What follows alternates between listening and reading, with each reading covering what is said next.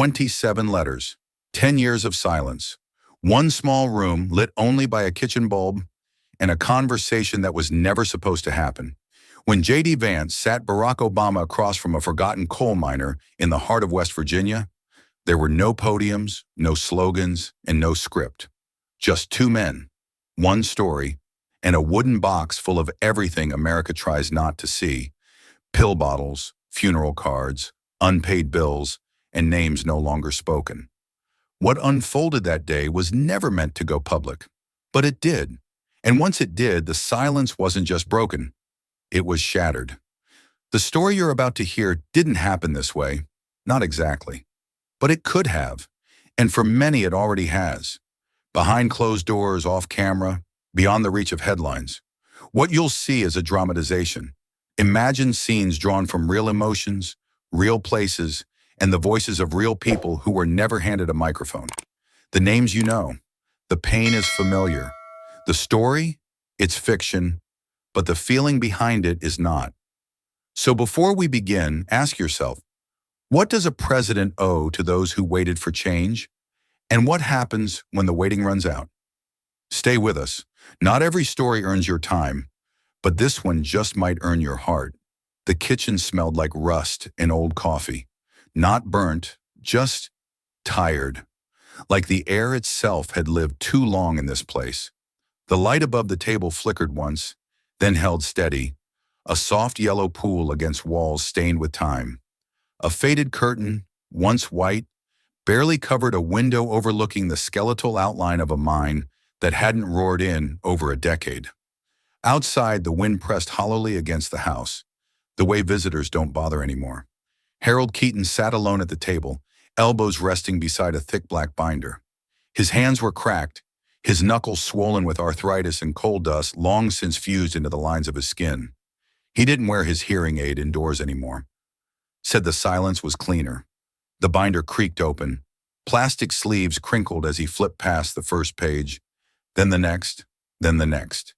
Each one holding a letter, typed neatly, signed in his crooked, slow handwriting. All addressed the same way.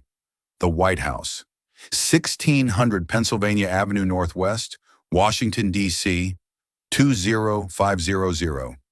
They started in 2009, back when the hope still felt fresh. Letter #1, a plea to reconsider the closure of Keaton Hollow Mine, the last major employer in the county. Letter #3, a list of names, 47 to be exact, of men who'd been laid off in 1 week. Letter #7, written the night his wife, Margaret, missed her last round of chemo because the nearest hospital had shuttered. Letter #12, written 2 days after her funeral, one sentence long. Are you even reading these? Harold turned that page slower than the rest. A photograph slipped out, grainy, old, from a flip phone camera. Margaret in a headscarf, holding a cup of broth, forcing a smile. He stared at it for a long time, longer than he usually allowed himself. Then he spoke, barely above a whisper. Not even one reply. His voice didn't echo.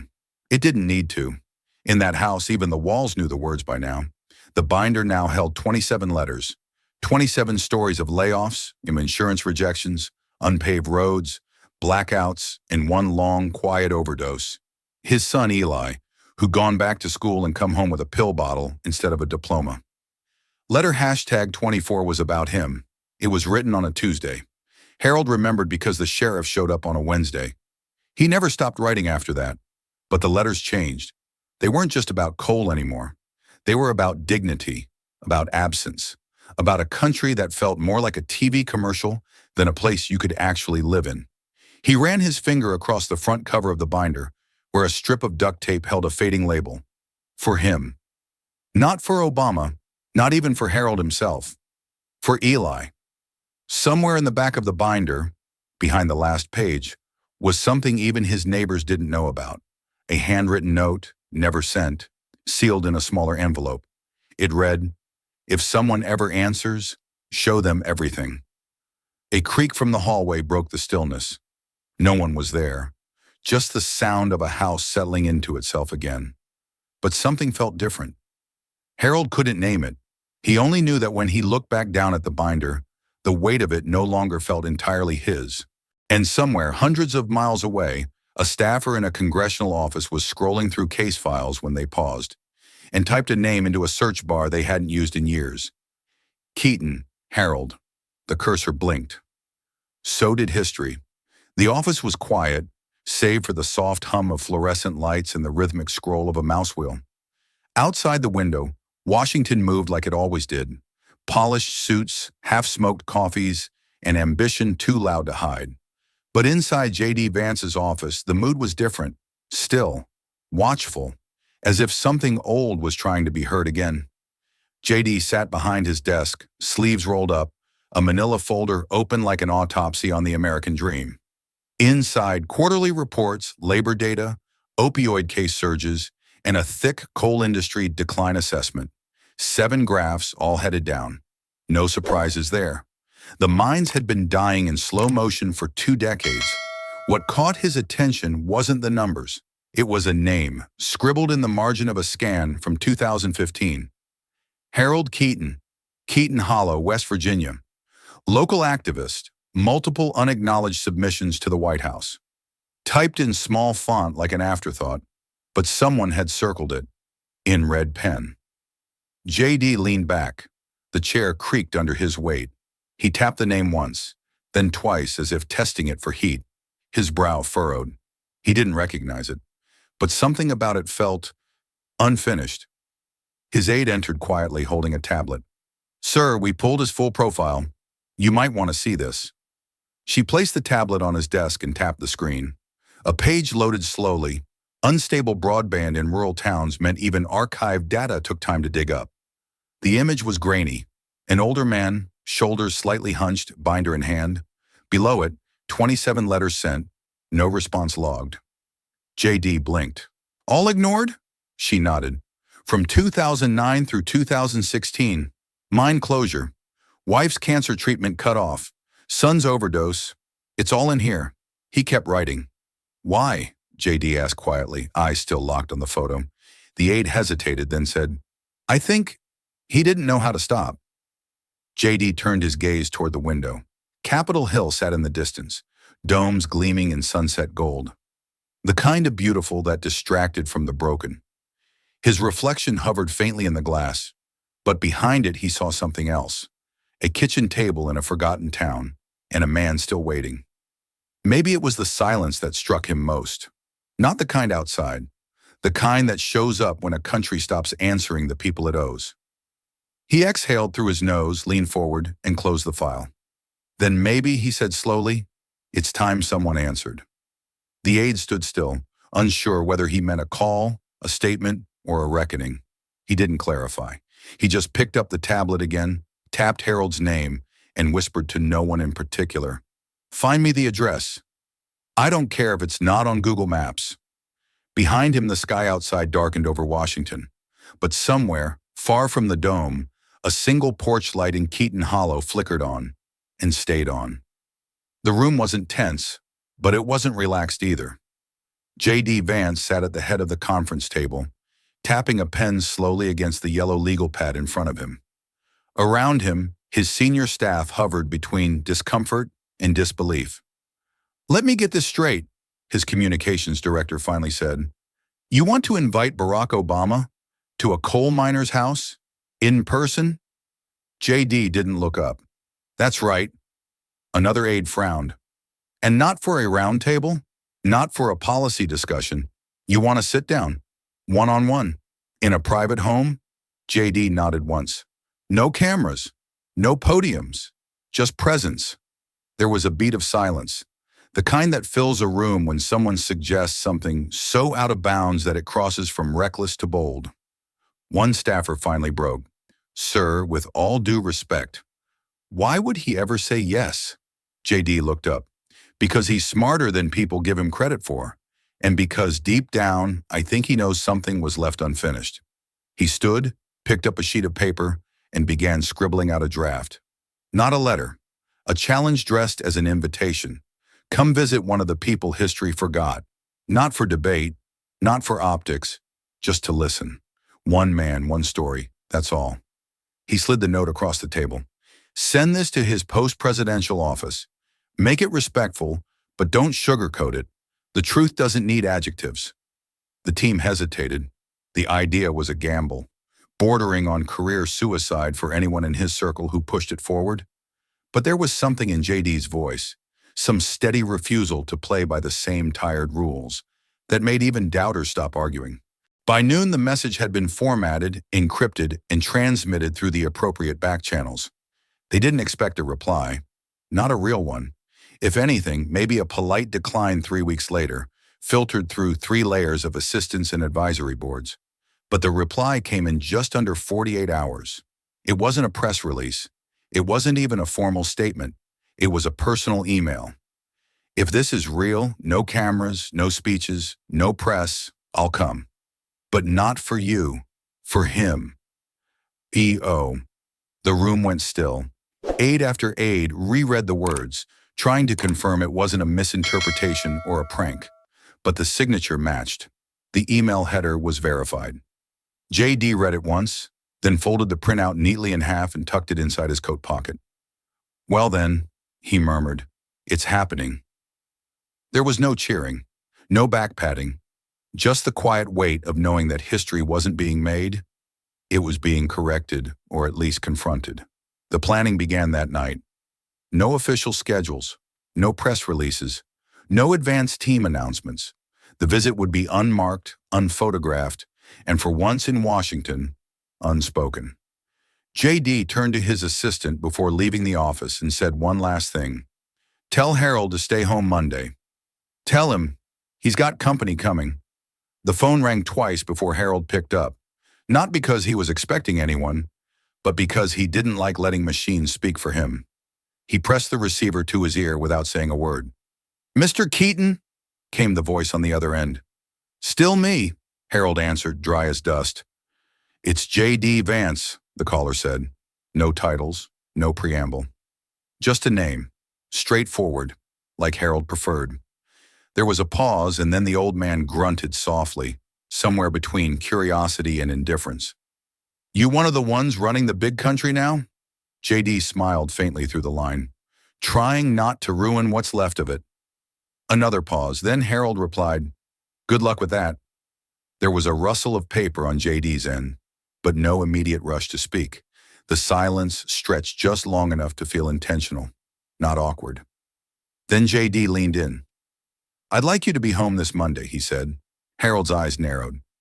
Why? J.D. hesitated, not out of uncertainty but calculation.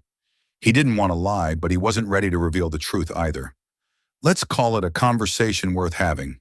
Harold let out a dry chuckle.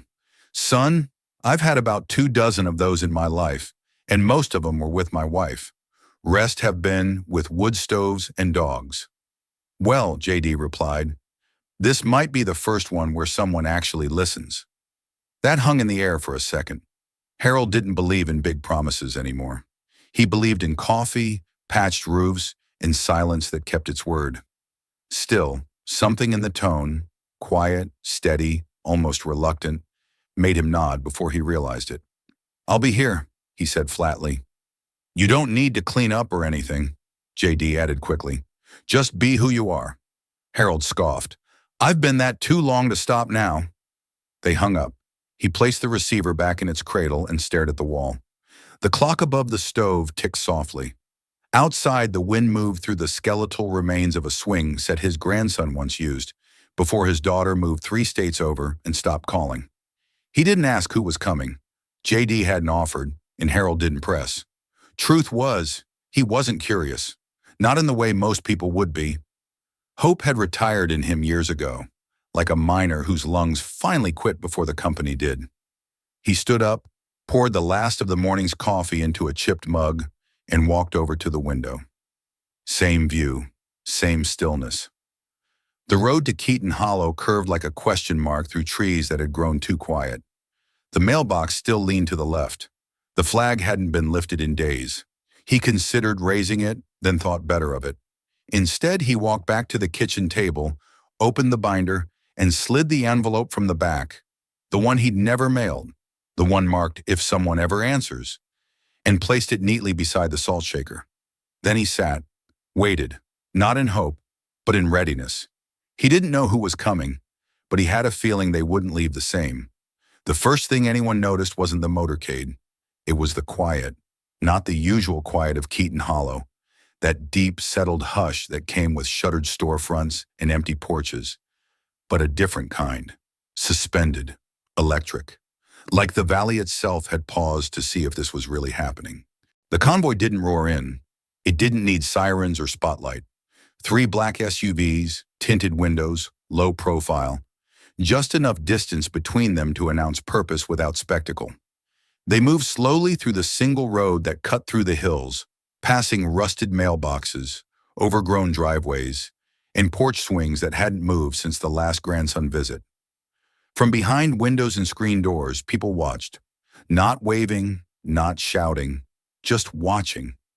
Some with folded arms, some with folded hearts. When the cars stopped in front of Harold Keaton's house, an aging one-story home with a sagging porch and a bird feeder that hadn't seen birds since the drought, a few curtains shifted.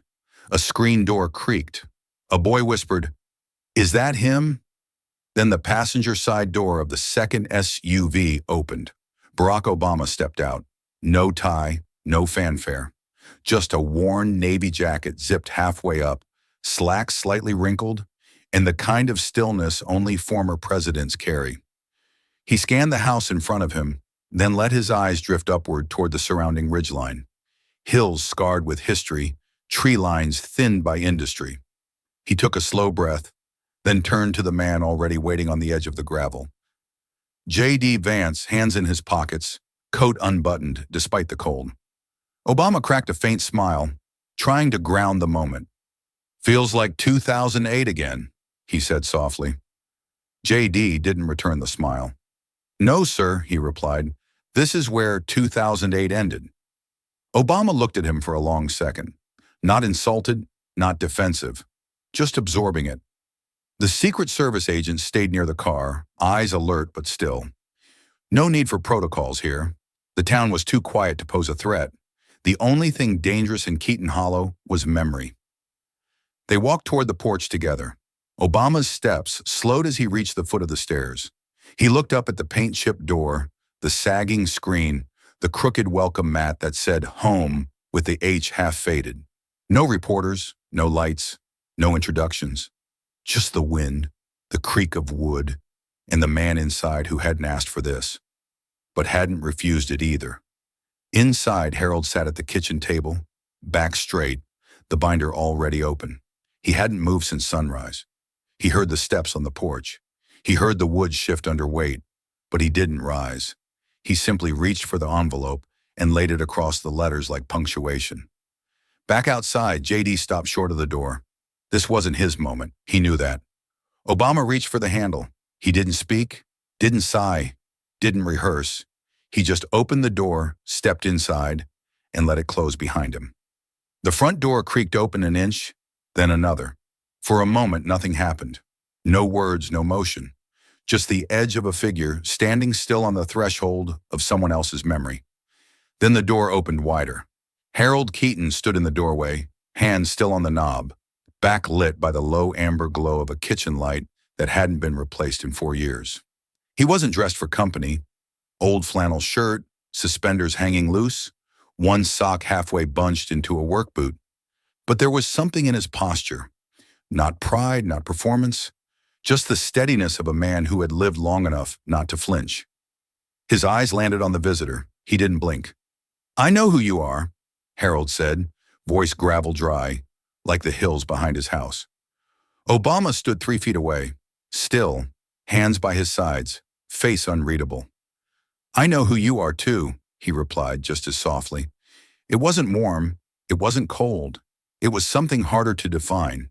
A tone made of recognition without relief, like 2 names carved into opposite ends of the same forgotten wall. Neither man moved. The air between them was too full of things unsaid, not accusations, not admiration, just history, stretched tight, humming like a taut wire in the wind. Harold stepped back wordlessly, letting the door swing open farther. Obama crossed the threshold without fanfare. No handshake, no smile, no comment about the house, the town, the trip. He walked in like someone entering a place not foreign, but long avoided. The door shut behind them. Harold led without ceremony. No gestures, no instructions. Just turned and walked slowly to the kitchen table, where the binder lay open and the envelope sat waiting, untouched. Obama followed. Not like a politician, but like a man walking into a memory that doesn't belong to him. They sat, across from each other.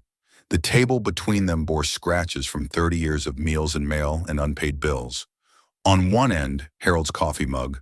On the other, nothing, just dust. Harold studied the man across from him. Not in awe, not in anger. Just with the hard, unblinking patience of someone who had waited too long for something that never came. He took a breath. Never thought I'd see you here. Obama nodded. Most people don't invite me after what they've lived through. Harold didn't smile. I didn't invite you. Obama glanced at the envelope. No, you just never stopped writing. A beat passed. The house creaked in the silence. Then Harold reached for the binder, pulled it slightly closer, and slid the envelope across the table. Not like an offering, but like a receipt. The former president looked down at it, fingers resting just short of touching the flap. Still, neither of them moved to open it. They didn't have to. Not yet. Because in that moment, no document mattered more than the fact that they were both finally sitting in the same room.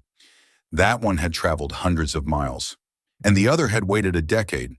No hugs, no headlines, just presence. And presence, here, was louder than speech. The kitchen clock ticked unevenly, skipping every seventh beat like it, too, had grown tired of keeping track. Outside, a breeze stirred the leaves, but no one inside moved. Harold sat rigidly in his chair, one hand resting flat against the table, the other lightly touching the worn corner of the binder. Across from him, Barack Obama waited, still silent, as if words might break whatever fragile bridge had just been built between them. Neither man rushed. In this house, time didn't belong to the hour. It belonged to what hadn't been said. In the corner, J.D. Vance stood quietly, holding a small, unobtrusive recorder in his hand. He had asked earlier, almost reluctantly, if it would be all right to document what happened. Not for politics, not for press, but because moments like this had a habit of disappearing. Harold had simply nodded once and said, "Only if you don't speak." J.D. hadn't said a word since. Harold pulled the binder toward him, ran his thumb along its edge, and opened it slowly. The plastic sleeves inside made a faint crinkle as they shifted. A brittle, papery sound that filled the room like a whisper from the past. He turned it toward Obama and pushed it across the table. The former president lowered his gaze, eyes scanning the first page. His fingers hovered above the plastic, not touching it, as if the weight inside might transfer through the material. Letter #1, a formal request to reevaluate the mine closures in southern West Virginia. Dated March 2009. Respectful, clear, and signed in Harold's slow, meticulous handwriting. Obama turned the page. Letter #2, a list of family names affected by the first wave of layoffs. 27 households, 17 children under the age of 12. Letter #3, Margaret Keaton's cancer diagnosis. A request for emergency transport assistance to a hospital 92 miles away after the local clinic shuttered. He read the date, then the postscript. I'm not asking for favors, just for time I can't buy. Obama turned the page again, slower now. Letter #7 had no greeting, no body, just a line in the center of the page. I buried my wife today, but thank you for the hope. He paused. Harold didn't look at him. He kept his eyes fixed somewhere in the space between the binder and the worn wood of the table. A place he had learned to live, emotionally, for years. Obama continued reading. Each letter told more than policy. They told erosion, of faith, of family, of the fragile thread between promises made on stages and lives lived off map. Some were factual, others rambling. One simply said, "It's quiet here now. Not peaceful, just quiet." About halfway through, Obama stopped and looked up. His voice, when it came, was quiet. No one responded to any of these? Harold blinked once. If they did, they never told me. JD in the corner shifted slightly, not to move, but as if to breathe more carefully. The recorder blinked red, its quiet LED reflecting off the glass of the kitchen cabinet beside him. He knew what was happening here was rare, sacred even. Obama turned another page, then another, his brow furrowed deeper each time. He reached the envelope at the back, the one marked, "If someone ever answers." He didn't open it. Not yet. He just rested his fingers on it, as if acknowledging something deeper than content. The cost of keeping hope alive long enough to be heard. Then he looked up. Harold's eyes finally met his. Neither said a word, but for the first time in over a decade, both men were finally listening. For a long time, the room said nothing. The air felt dense, not from heat or cold, but from something unmeasured. Like history, pressing in from all four walls, the binder remained open between them, the final pages still untouched. JD remained in the corner, motionless, barely breathing. The recorder blinked softly, a red eye watching something it could never fully capture. Harold leaned back slightly, not relaxed, just repositioned, like a man about to say something he'd rehearsed 1,000 times in his own head, but never out loud. His eyes didn't soften, but they didn't harden either. He looked across the table at the man who, once upon a time, had meant hope. Not in the abstract, but in the kitchen table sense. The kind of hope you vote for because you're down to your last option and you still want to believe the country hasn't completely forgotten you. His voice, when it came, was even. No bitterness, no heat, just weight. "We voted for you." Obama's eyes met his. "My wife cried when you won. She said maybe now we wouldn't have to choose between her medicine and heat in the winter. My boy wore your pin to school, got laughed at for it in gym class, but he didn't care. He believed in you." He paused. His next words landed like a stone dropped gently into deep water. "Where did you go?" The question didn't demand an answer. It expected one. Obama didn't speak right away. He glanced back down at the binder, then let out a quiet sigh. Not the rehearsed kind, but the kind that belongs to a man who's heard the question before and still doesn't have the version of the answer that makes it right. "We tried to fix the system," he said finally. "The wheels were broken. The politics were worse. We pushed where we could." Harold nodded slowly, once, then again. "You fixed Wall Street." He didn't raise his voice. "You fixed the banks. You saved the hedge funds. You gave speeches about tech and the future and innovation." His hand moved slightly, resting on the table beside the photo of Margaret in her scarf, sipping broth. "And my wife got a shoebox funeral." Obama closed his eyes just for a moment. Harold's voice stayed calm, but there was iron in it now. "I'm not saying it was all your fault. I'm not even saying you meant to leave us behind. I'm saying you did, whether you noticed or not." JD's jaw tensed where he stood, his own posture echoing the stillness in the room. Obama leaned back slightly, then leaned forward again, his hands folded loosely in front of him. "We had 1,000 fires to put out," he said quietly, "and not enough hands." Harold stared at him. "Then you should have come back with water, not excuses." The sentence didn't rise in pitch. It didn't need to. It was a verdict, not spoken with vengeance, but with lived proof. Obama sat back. The silence didn't feel hostile. It felt heavy, earned. Outside, the porch light buzzed faintly. The wind moved through the trees like it had always done, as if nothing in Washington had ever touched this valley at all. Inside, two men sat in the thickest part of the truth. Neither of them moved, but both of them, in their own way, were beginning to reckon with the answer. Harold didn't respond right away, not to the silence, not to the explanation, not even to the memory that had just cracked open between them. Instead, he stood up, slowly, joints stiff, breath shallow, and disappeared down the narrow hallway without a word. The kitchen remained still. JD didn't move from the corner, though his fingers tightened imperceptibly around the recorder. Obama sat in the same spot, eyes on the binder, not flipping pages now, just waiting. The kind of waiting that doesn't come from courtesy, but from knowing you no longer hold the center of the moment. Footsteps returned, slower now, deliberate. Harold reappeared with something cradled in both hands. A small, aged wooden box. The kind of box that doesn't hold valuables, but something worse. Things you can't throw away. He walked back to the table and placed it down with surprising gentleness. The wood made a soft sound against the surface, a sound much lighter than its contents. He didn't explain what it was. He just opened the lid. Inside, there were no papers labeled policy, no charts, no summaries. There were photographs, black and white ones from the 60s. A coal miner with soot on his face, holding a baby in front of a pickup. Then newer ones, Margaret in a hospital gown, holding a Bible. Eli with a baseball cap on backward, mid-laugh, looking far too alive to be gone. There were pill bottles, 3 of them.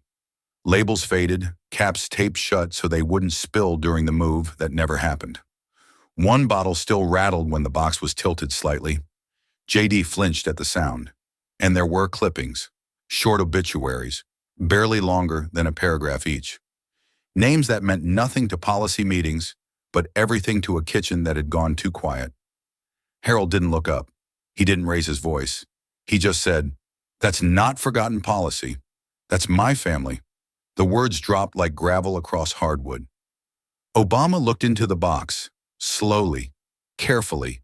His fingers moved as if to pick something up, but then paused. Instead, he rested his hand gently on the rim, not gripping, not moving, just making contact, as if to acknowledge the presence of something he hadn't earned the right to hold. "I didn't come here to justify anything," he said, barely above a whisper. Harold nodded. "Good, because nothing in that box wants an apology. They're dead. They just wanted a reply." The room thickened, not with noise, with memory. JD blinked slowly. The red light on the recorder blinked back at him, rhythm steady, documenting everything. But it still felt inadequate. Obama finally spoke again. "How do you carry this?" Harold's eyes didn't leave the box. "Same way you carry a country, quiet, until someone decides to listen." The wind picked up outside, pushing faint shadows against the walls. Inside, no one moved to close the box. It stayed open on the table, the wooden lid tilted back like a mouth that had waited too long to be heard. And for the first time in years, what lived inside it wasn't alone. For a while, the only thing that moved was the dust in the light. It hovered lazily above the kitchen table, catching sun through the window, like memory suspended in air. The binder sat open, the box still beside it, lid ajar like a story half told. Obama remained seated, posture steady, though his gaze lingered on the photo of Eli for a few beats too long. Harold didn't speak. His hands were folded in his lap, calloused fingers laced, eyes watching. Not judging, not inviting. Just watching. In the corner, J.D. Vance cleared his throat quietly. "May I?" he asked, lifting the small camera. No crew, no boom mics, no lights. Just a single handheld recorder, the kind used for depositions or memoirs or testimony not meant for television. Obama looked at him. No smile. Just the solemn stillness of someone who understood this wasn't theater. J.D.'s voice was steady. "Do I have your consent?" Obama held his gaze, then gave a slight nod. "This isn't politics anymore," he said softly. "This is America." J.D. pressed the red button. A faint click. A small blinking light came to life. Red, steady, almost shy, but enough. For the first time in over a decade, the room wasn't just listening, it was remembering. Obama adjusted his chair slightly, not for comfort but to square himself toward the camera. Not because he intended to deliver a message, but because he knew the weight of posture. His hands rested lightly on the edge of the table. He looked not into the lens but at Harold. Harold didn't move. He didn't acknowledge the camera. He didn't need to. His truth had already been spoken. It was sitting open between them, in ink and pills and brittle paper. Obama began slowly. No prepared notes, no teleprompter rhythm, just a man trying to say something he couldn't rehearse. "I was never told about these letters," he began. He glanced at J.D. "But I should have been. Because not reading something doesn't make you innocent. It makes you absent." Harold didn't blink. Obama looked back at him. "And absence," he continued, "is a kind of violence too. The camera caught it all. JD said nothing. He stood still, one hand gripping the side of the lens, the other curled at his side. The blinking light was the only sign that history was being recorded, not made but finally witnessed. Obama reached forward, opened the binder again. He didn't skim this time. He read, letter #19, then letter #23, then the short one. It's quiet here now, not peaceful, just quiet. He looked up again. If I'd read these then, I don't know what I would have done, but I know what I feel now. The sentence hung in the air. Not an apology, not absolution, something more honest. Regret. Harold shifted slightly in his seat, not toward Obama, but toward the camera, just enough for the frame to catch the edge of his face in full. That's all we ever wanted, he said, for someone to feel it, out loud.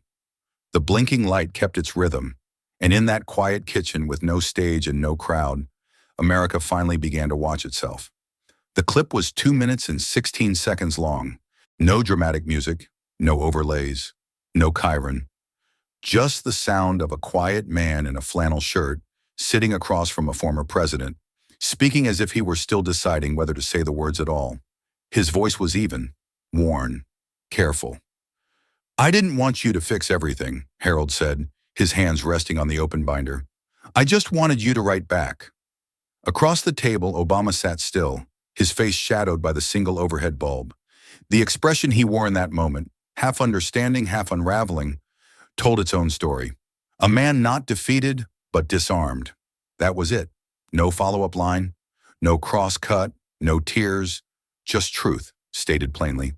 The clip hit the internet 36 hours later. It wasn't JD who posted it. It wasn't Obama.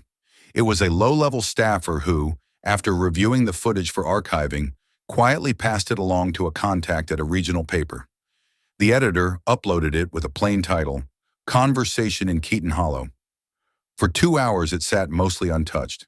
Then someone on a veterans forum reposted it. Then a nurse in West Virginia shared it to her Facebook timeline with the caption, "This is my uncle's town." By midnight, it had reached 1.7 million views. By sunrise, it was on every major platform. A still frame of Harold leaning forward at the table became the unofficial thumbnail.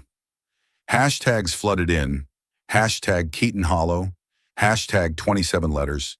Hashtag someone write back. CNN's banner read, Obama faces one he left behind. Fox News ran it under. Heartland to President, where were you? The New York Times published a sidebar, a shoebox funeral and the politics of memory.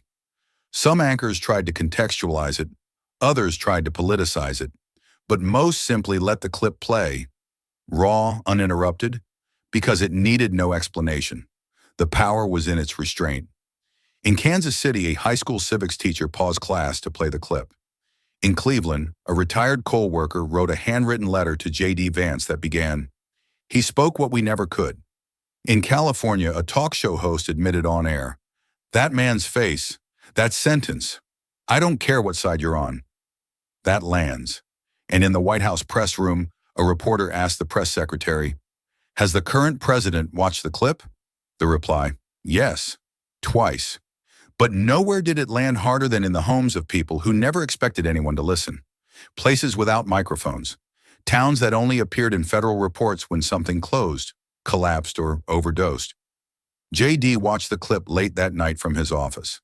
Lights off, alone. He didn't smile. He didn't post it. He didn't even call Harold. He just stared at the screen as Harold's voice repeated again. I didn't want you to fix everything. I just wanted you to write back. He closed his laptop, leaned back in his chair.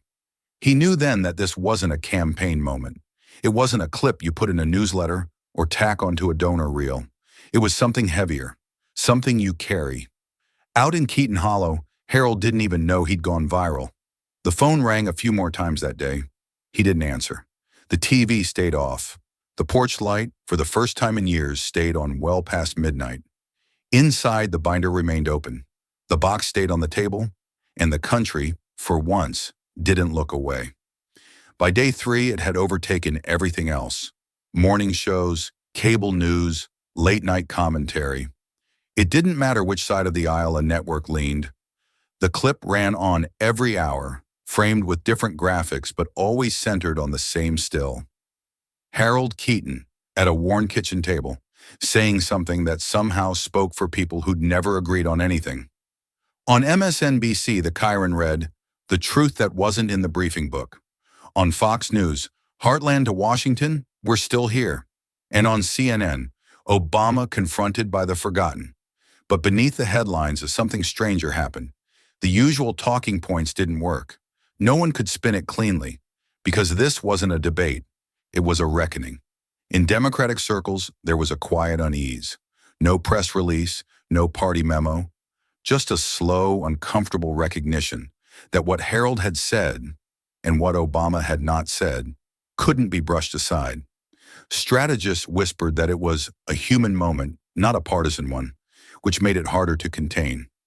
One former staffer tweeted, "We ran campaigns in towns like his, but did we ever return to ask what stuck?" Progressive influencers treaded carefully.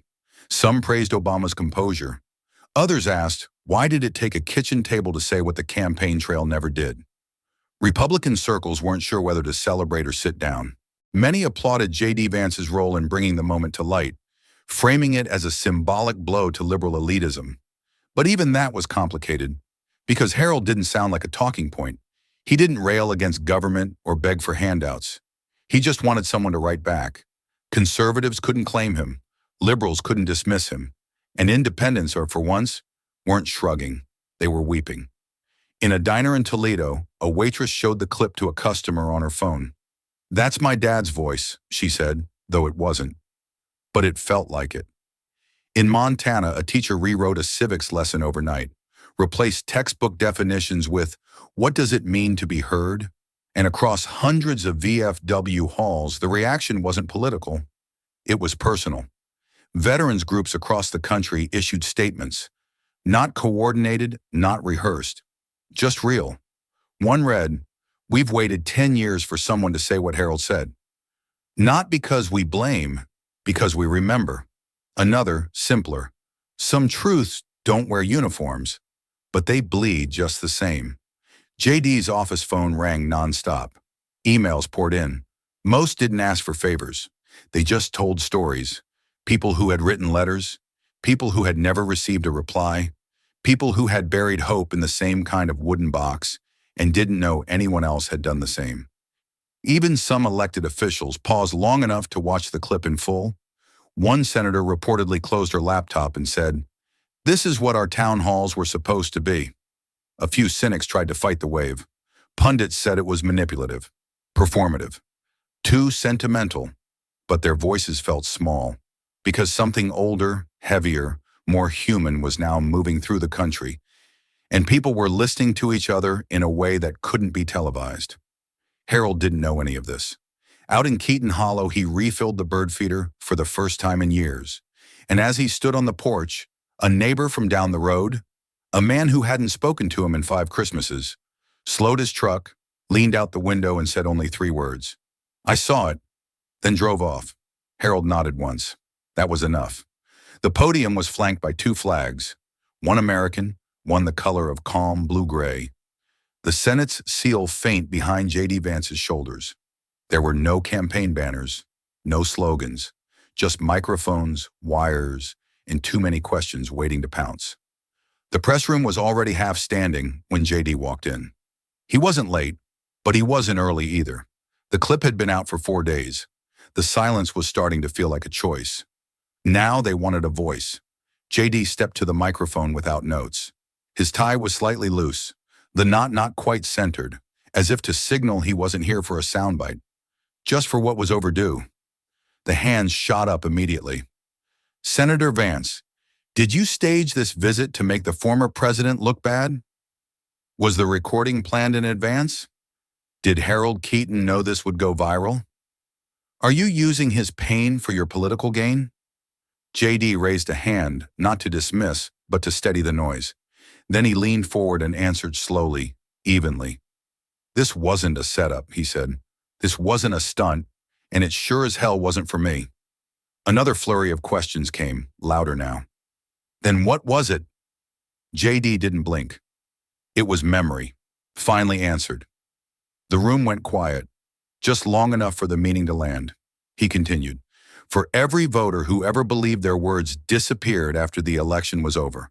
For every family that mailed something to a Washington address and never even got a postcard back. This wasn't about power, it was about presence.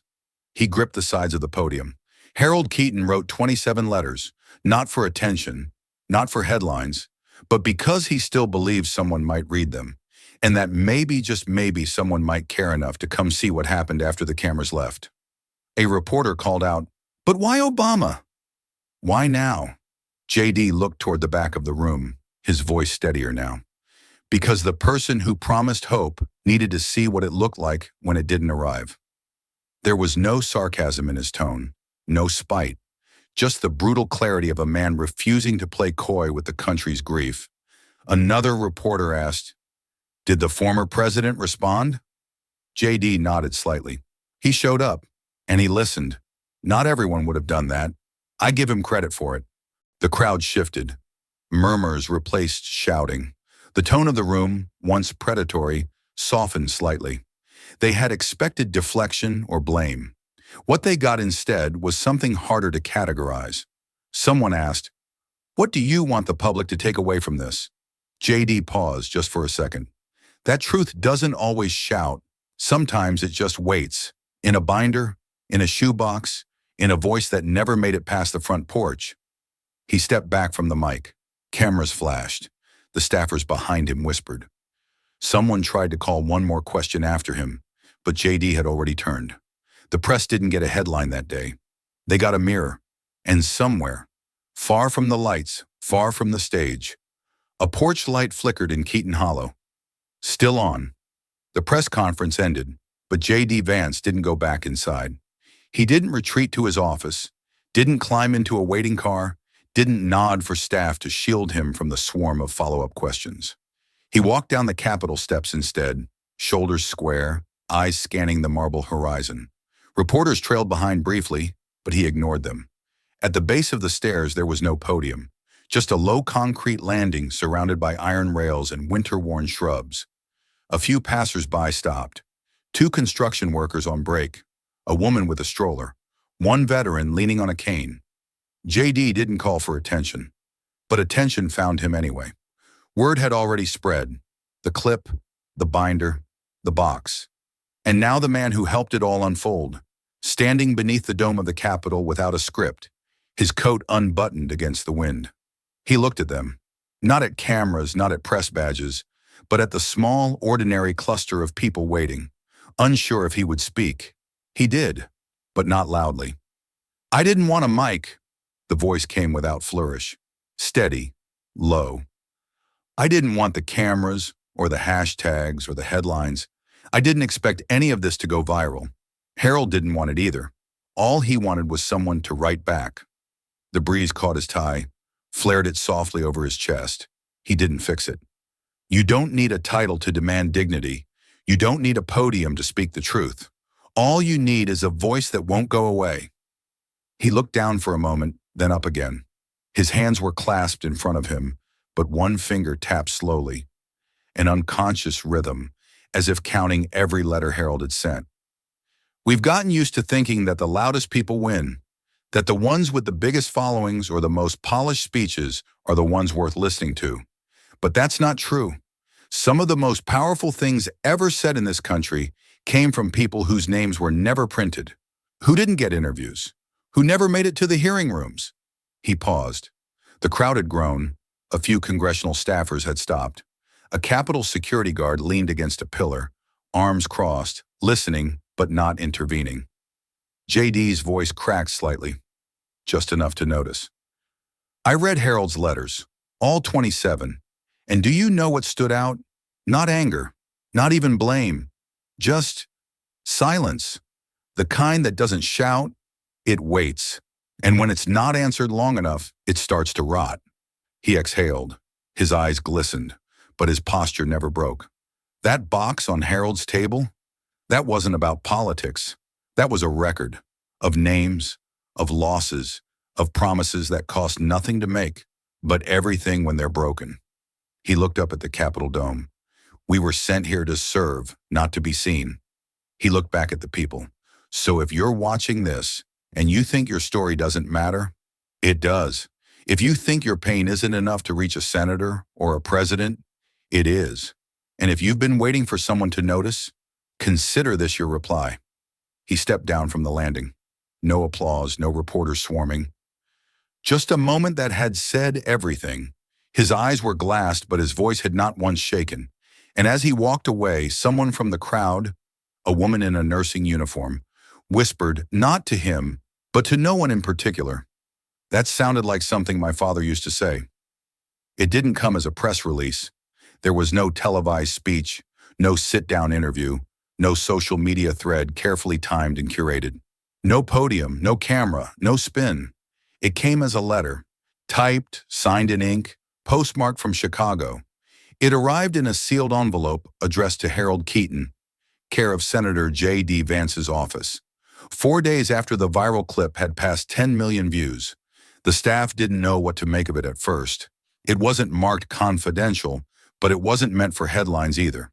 And yet, within the hour, it found its way into the hands of one trusted journalist, an anchor at MSNBC who had quietly covered veterans' issues and rural poverty long before any of it trended. The network confirmed the handwriting. The office confirmed the signature. The source, while unofficial, was unquestionable. That night, just before the final segment of her show, she read it on air. Her voice was steady. Her eyes were not. Dear Mr. Keaton, I've watched the footage from your kitchen more than once. I've read your letters. I've listened to your words. And I won't pretend there's a version of this where the pain you carry is undone by anything I say. But I want you to know, we could have done more. I carry that. I can tell you about the gridlock, the budget fights, the limitations of office. And while all of that is true, none of it changes the fact that some names like yours didn't get seen soon enough. I don't know if this letter comes too late, but I hope it comes with enough humility to count for something. Thank you for speaking, for waiting, for not letting the silence become permanent. Sincerely, Barack Obama. There was no applause from the newsroom, just quiet. The anchor folded the letter carefully and placed it on the desk in front of her. For a full 10 seconds, the screen didn't cut to commercial. It simply held on her face, wet-eyed, speechless, and still. Across the country, homes that hadn't tuned into politics in years sat still, televisions glowing not with arguments, but with something rarer, a pause that asked for nothing but acknowledgement. In a modest apartment in Dayton, a retired schoolteacher whispered to her husband, "He never said that while he was in office."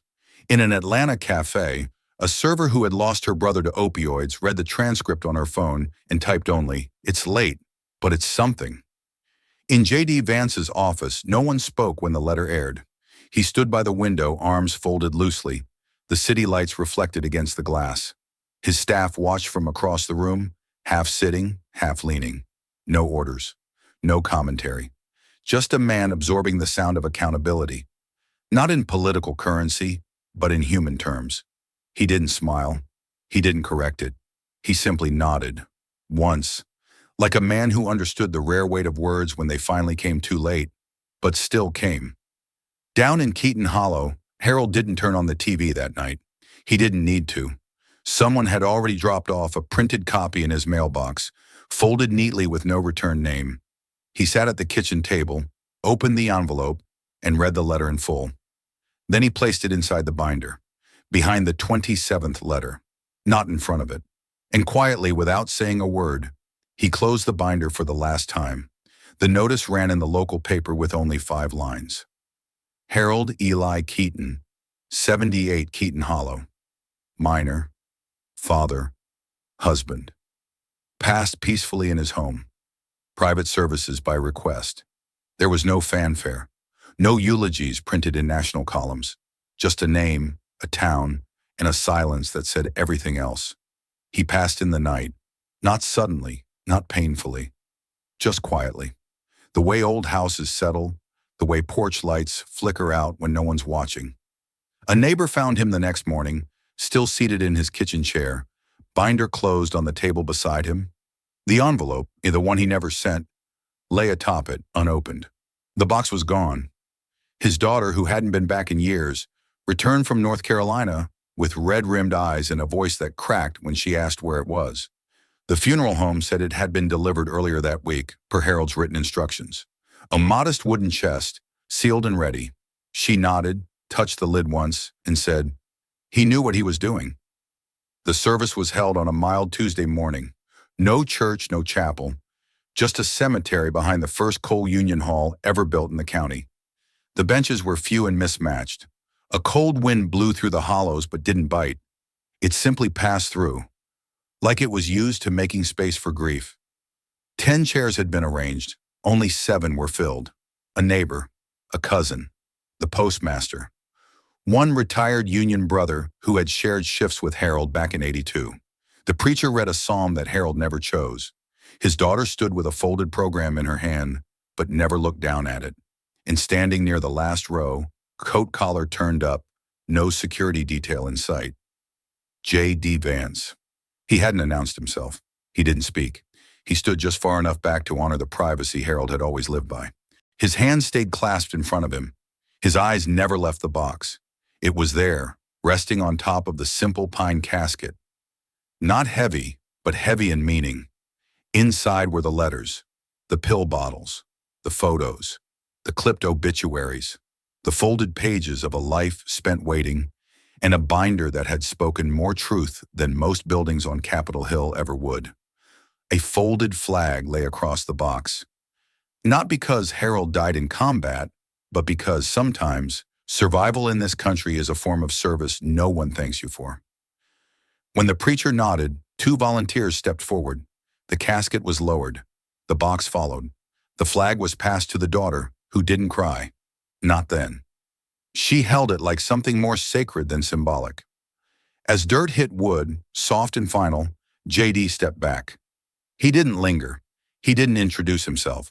But before he turned to leave, he reached into his coat pocket and pulled out one item, a page from the Senate record, the official transcript of the clip that had gone viral, the one with Harold's line printed in bold at the top.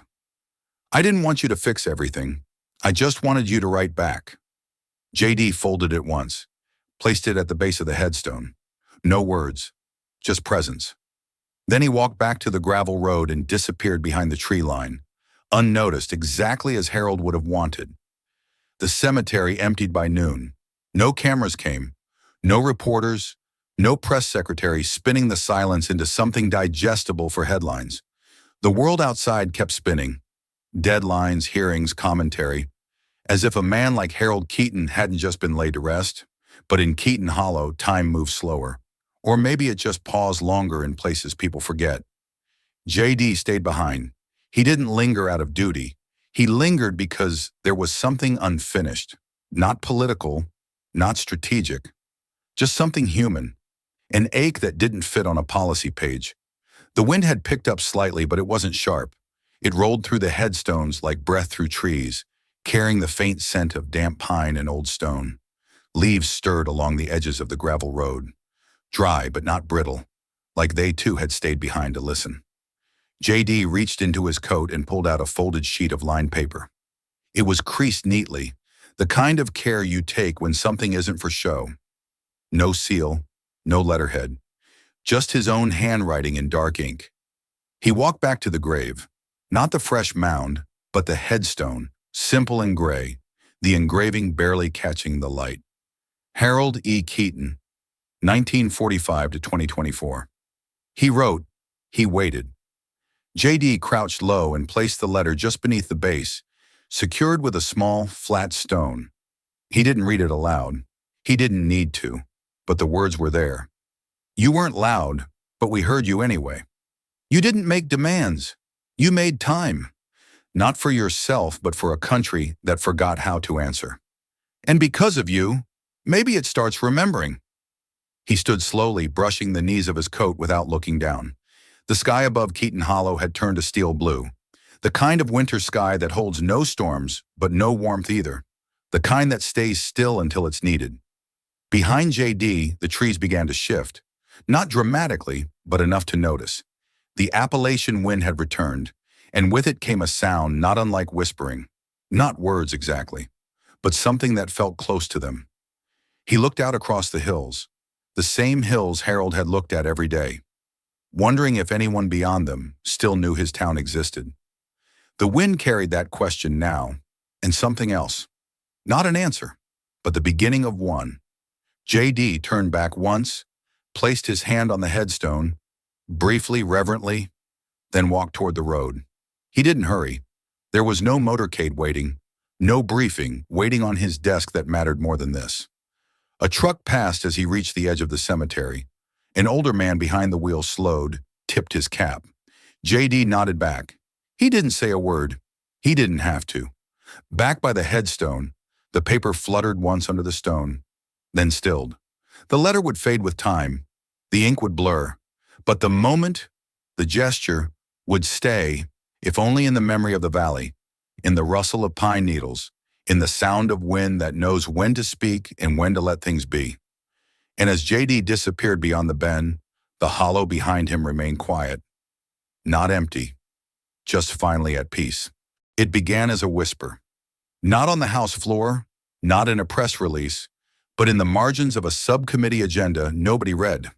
A junior staffer who had watched the Harold Keaton clip late at night on a cracked phone screen scribbled something in the corner of a printout. What happened to the Appalachian package? No one answered at first. Then quietly it resurfaced. A dormant infrastructure proposal, long buried in committee folders under thicker, flashier bills. It had once been called the Rural Recovery Investment Act, drafted years ago, shelved without a vote. But this time, it returned with a new name, the Hollow Act. No branding team came up with it, no PAC approved it. The name came straight from J.D.'s handwritten note, the same words he'd tucked behind Harold's headstone. Within a week, the act was reintroduced on the floor with a one-line preamble. To those whose letters were never answered, this is for you. It didn't roar into the news cycle. It slid in beneath it, passed around back offices, and whispered into ears of senior members who were used to letting rural pain go unrecorded. But this time, the silence felt different, heavy, exposed. Senator Keegan of Pennsylvania stood up during markup and said, "We've passed bills for cities that never wrote. Maybe it's time we pass one for a man who did." There was no applause, just a low hum of acknowledgement, the kind that only happens when politics gets out of its own way. The Hollow Act wasn't sweeping. It didn't promise high-speed rail or gleaming airports. It proposed clean water infrastructure for forgotten hollers, broadband for schools with one computer per hallway, mobile clinics for towns whose nearest hospital had turned into a Dollar General. It wasn't everything, but it was something. And when the bill cleared committee 18-4, the vote surprised everyone except J.D. He didn't tweet. He didn't hold a press conference. He walked back to his office, turned on the desk lamp Harold once used to write his letters, and simply underlined the first sentence of the bill. He left it there on his desk for anyone who walked in to see. A few days later, a photo of that sentence began to circulate online, shared not by J.D., but by a reporter who had visited Keaton Hollow. The post read, "Harold never got a reply." But maybe this is what one looks like. And across the country, in quiet kitchens and folded newspapers, something shifted. Not dramatically, just enough. Enough to say, someone heard. The morning sunlight spilled in through tall windows of the old civics classroom, casting golden lines across desks covered in scribbled notebooks and half-zip backpacks. At the front of the room, Ms. Evelyn Markham, a veteran teacher with silver-streaked hair and a voice that could still silence a gymnasium, stood with the remote in her hand. The students, some alert, some already half lost in the rhythm of another Wednesday, looked up with mild curiosity. They had heard rumors about the clip. Some had even seen fragments of it online, stitched into memes or shared on commentaries, but few had watched it all the way through. "I want you to see something today," Miss Markham said, clicking the projector to life. "Not for the grade, not even for the test, just because some truths don't arrive in textbooks." The lights dimmed, and the screen filled with the image of Harold Keaton at his kitchen table. The binder sat heavy in front of him. Across the table was Barack Obama, older now, solemn. Between them, silence, pages, memory. Harold's voice cracked as he spoke. I didn't want you to fix everything. I just wanted you to write back. The class didn't move. No one whispered. Even the kid in the back row, who always had earbuds tucked in, had removed them. Ms. Markham didn't pause the video. She let the stillness linger after it ended. In the second row, a boy named Caleb raised his hand, not for participation points, not to challenge the moment, but simply to speak. He didn't yell, he said quietly, but I heard him louder than anyone else I've ever listened to. A few students nodded. Others just stared at the screen, still processing the weight of what they'd seen. Ms. Markham walked slowly toward the board and wrote, in capital letters, "Speaking softly isn't silence. It's trusting people to listen." She turned to face them. Civics isn't just about laws and branches of government. It's about what happens when people try to matter and what happens when they're ignored. A girl near the window, usually quiet, added, "It felt like that letter could have been from my uncle. He lost his benefits when the plant closed, wrote to someone in D.C., never got anything back." Ms. Markham offered a small smile. Harold was just one man, but somehow, when he finally got heard, it echoed further than all the shouting I've seen in the last decade. Outside, the wind moved faintly through a row of rusted flagpoles, rattling the chains just enough to be heard if you were still, if you were quiet, if you were paying attention. Inside, no one asked to leave early. No one asked when lunch was. They stayed with the silence, with the echo. Because sometimes the day you learn what democracy really sounds like is the day someone finally decides to listen. The screen faded in from black, slow, deliberate. A still shot of Harold's kitchen, quiet now, lit only by a single bulb above the table. No one sat there anymore, but the binder of letters remained, closed neatly in the center. Dust floated softly in the light, like the breath of something unfinished. The title appeared in plain white font. 27 letters, The Forgotten Voter. A gentle score followed, piano and strings, not dramatic, just weighty enough to carry the truth. Then JD's voice, calm but edged with something deeper, broke the silence. They weren't perfect letters. Some had misspelled words. Some were written in shaking hands.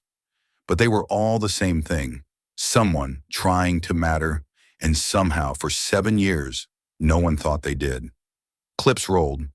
Harold speaking, Obama listening, then the motorcade winding its way down into Keaton Hollow. The narration continued. We talk a lot about change in this country, big sweeping change. But sometimes the biggest change is someone finally sitting down across from you and saying, I hear you. The footage cut to Harold's words, his viral moment, then back to JD, alone, seated in a modest office with the binder on his lap. This isn't about shame, he said. It's about memory, about not letting the next Harold Keaton wait 7 years, or 1. Then slowly the camera zoomed out from the binder, now resting on a new wooden shelf engraved with a small plaque. Letters received, 2009 to 2016. As the screen dimmed again, JD's final voiceover played. We don't need perfect leaders, just ones who don't forget who sent them there. Silence held for a beat too long, then credits began to roll. No music, just the names of the towns whose letters were cataloged at the end. Keaton Hollow, Flat Gap, Sycamore Ridge, Hollowell. Names that didn't show up on polls, but now filled the final frames of the film. And among them, last on the list, you. The implication was clear. This wasn't just about Harold, or Obama, or JD. It was about anyone who ever sent a letter and wondered if it vanished. Anyone who waited for a reply that never came. And as the credits ended, one final line remained on screen. Some letters don't need to be answered. They just need to be read by the rest of us. It was a morning unlike most in Washington, D.C. Quiet, with no press vans crowding the curb, no podium set up, no red ropes guiding a line of guests.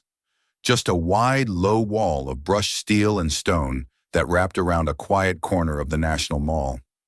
The plaque beside it bore no names of presidents, no seals, no party affiliations, just 9 words. This wall doesn't honor power, it honors persistence. The surface of the wall was etched in clean, even lines, rows upon rows of town names. Not individuals, not politicians, towns. Each one represented someone who had written a letter that never received a reply. Places like Hollow Ridge, Black Rock, Pinefield, Elkins Fork.